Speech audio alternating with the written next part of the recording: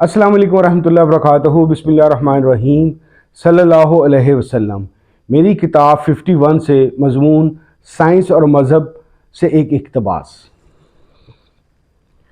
اب ٹریجڈی یہ ہے کہ سائنس اور مذہب کا مقابلہ بھی کروایا جا رہا ہے اور مذہب کو سائنس کے ذریعے ثابت کرنے کی بھی کوشش کی جا رہی ہے، حالانکہ دونوں کی اپروچ ہی بالکل مختلف ہے۔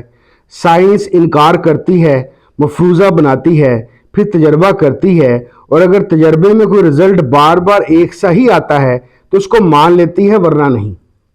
دوسری طرف مذہب ہے جس کی بنیاد ہی اندیکھے خدا پر ہے، تو یہ دونوں کیسے ایک دوسرے کو سپورٹ کر سکتے ہیں؟ سائنس اور مذہب کی اپنی اپنی دنیا ہے اور دونوں انتہائی اہمیت کی حامل ہیں۔ دونوں کو اپنے اپنے دائروں میں سفر کرنا چاہیے۔ میرے نزدیک اس کا ایک اور افسوسناک پہلو ہے، خاص طور پہ میری اپنی برادری یعنی اسلام کے حوالے سے۔ میں یہ سمجھنے سے قاصر ہوں کہ ہمیں اسلام کو حق ثابت کرنے کے لیے سائنس کی ضرورت ہی کیا ہے۔ کیا ہمیں اس بات پہ یقین نہیں کہ قرآن حقیقتاً اللہ کی کتاب ہے؟ کیا رسول کریم صلی اللہ علیہ وسلم کی ذات مبارک تاریخی اعتبار سے بھی ایک ثابت شدہ شخصیت نہیں؟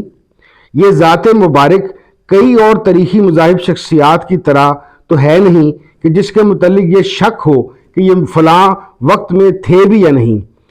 ان صلی اللہ علیہ وسلم کے ہونے اور ایک مخصوص وقت میں ہونے کے ہزاروں ریفرنسز موجود ہیں۔